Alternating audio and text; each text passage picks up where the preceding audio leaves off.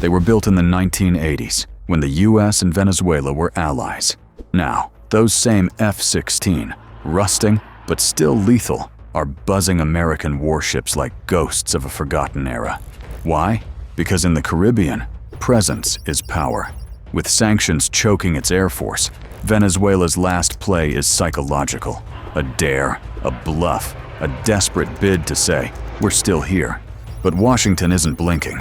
Destroyers, submarines, and Marines are everywhere. Is this just posturing, or the first domino? The answer? It's already in the sky. The flyover, a message in the sky. On the morning of September 4th, the sea around the destroyer Jason Dunham looked calm. The ship was carrying out routine operations in international waters. Then, two dark shapes appeared high above. They were Venezuelan F-16s, flying low enough for sailors on deck to see their markings. No weapons were fired, no sudden moves were made, yet the air itself felt heavy, as if the silence between the planes and the warship spoke louder than words. For Venezuela, the flyover was a statement. It was not about defeating a destroyer. That would be impossible with two aging jets. Instead, it was about showing presence, about reminding the United States that Caracas still had eyes in the sky. For Washington, the maneuver was something else.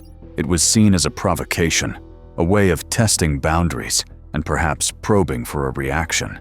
Moments like these matter because they carry messages without using radios or letters. They are a form of language, one built on distance, altitude, and risk. Each side understood the signal, even if nothing official was said. Venezuela's aging F-16 fleet. Venezuela first received its F-16 fighters during the 1980s, when relations with the United States were far less tense. At the time, these jets represented cutting-edge technology. They were fast, maneuverable, and carried weapons that placed the Venezuelan Air Force among the strongest in the region. 4 decades later, the picture looks different. The aircraft that remain are early Block 15 versions. Compared to modern fighters, they lack advanced radar, long-range missiles, and digital upgrades. Still, they keep their speed and agility.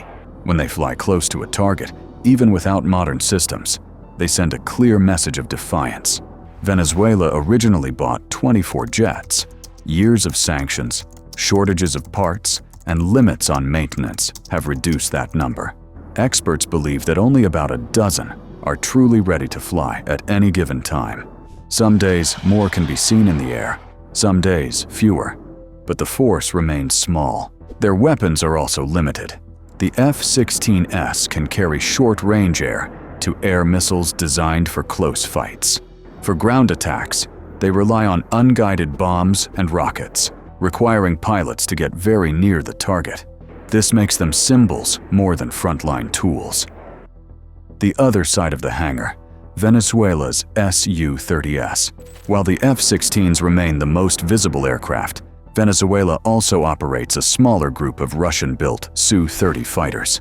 These jets are larger, heavier, and capable of carrying more weapons than the American models from the 1980s.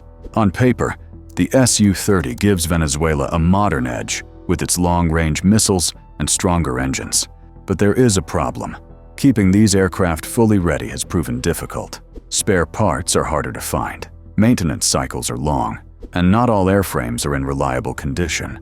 This means that the number of combat-ready Su-30s is often uncertain. As a result, the older F-16s still appear more often in the skies. They may lack the advanced systems of the Russian jets, but they are simpler to keep in service. That is why they continue to represent Venezuelan air power today.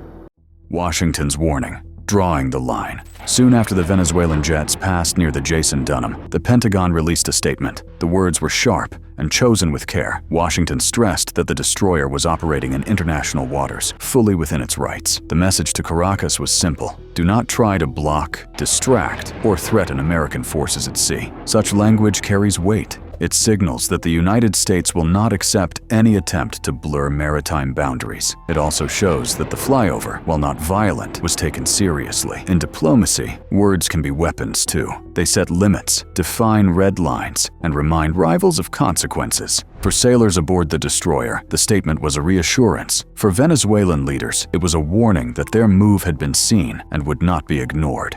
The United States wanted clarity. Freedom of navigation must remain untouched. The American buildup at sea. In the weeks around the flyover, the United States moved more naval power into the Caribbean. Reports confirmed that at least 7 major warships were either present or close to the region. The destroyer Jason Dunham was only one of them. Another destroyer, the Gravely, sailed nearby, ready to carry out the same range of missions. These Arleigh Burke-class ships are often called the workhorses of the fleet. They defend against aircraft, intercept missiles, strike targets on land, and escort larger vessels. Alongside them sailed the cruiser Lake Erie.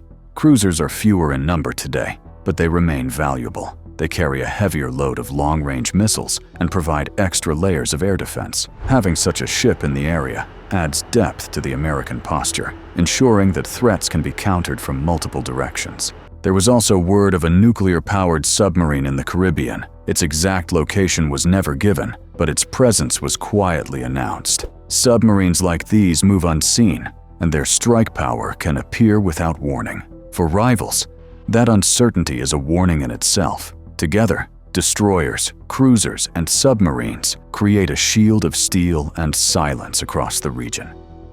The Amphibious Group, power that moves. Sailing not far from the destroyers is another kind of force. It is built around a large, flat-deck ship, the type often mistaken for a small carrier. This vessel is designed to launch helicopters, tiltrotor aircraft, and sometimes vertical takeoff jets. Its real strength lies in the Marines it carries. Hundreds of them can be sent ashore within hours, supported by their own aircraft and landing craft. Besides, it travels on 2 transport dock ships. These vessels carry armored vehicles, supplies, and landing boats. Working together, the 3 ships form an amphibious ready group. Their mission is to deliver the 22nd Marine Expeditionary Unit wherever it is needed. With more than 4,000 personnel, this unit can secure a beach, raid inland positions, or protect critical facilities. The 22nd MEU trains operate on short notice. It includes its own aviation squadron, ground battalion, and logistics teams. This means it can function independently for long periods without needing extra support.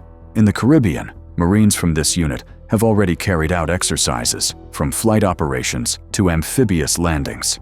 Their presence shows that American power in the region is not limited to ships at sea. It can step onto land at any time.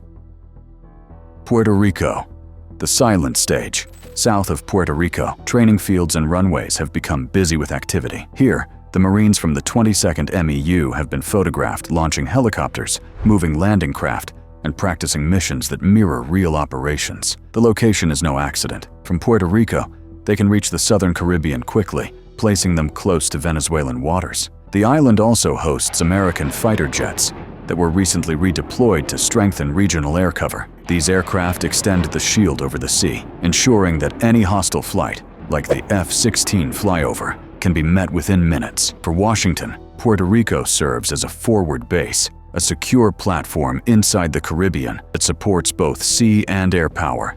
For the people living there, the buildup may seem distant, but its purpose is clear. Puerto Rico has become the stage where drills prepare forces for sudden conflict. It is a reminder that geography often shapes strategy.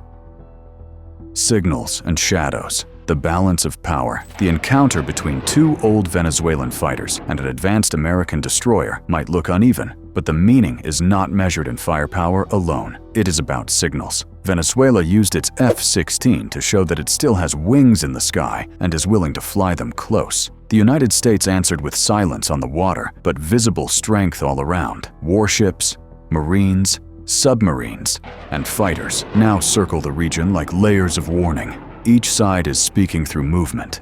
Venezuela shows defiance by sending aging jets on risky flights. Washington replies by tightening its presence and reminding everyone that it can strike from sea, air, or under the waves. Neither wants to fire the first shot, yet both want to shape the story.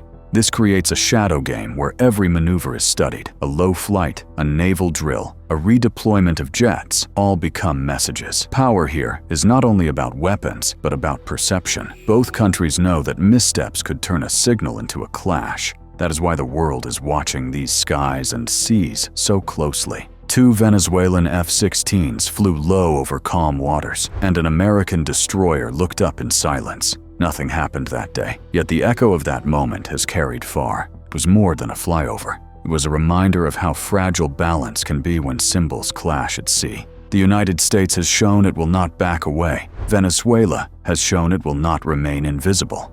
Between these signals lies uncertainty. Are these only gestures meant to warn, or the first steps toward something deeper? That question remains open, waiting on the horizon.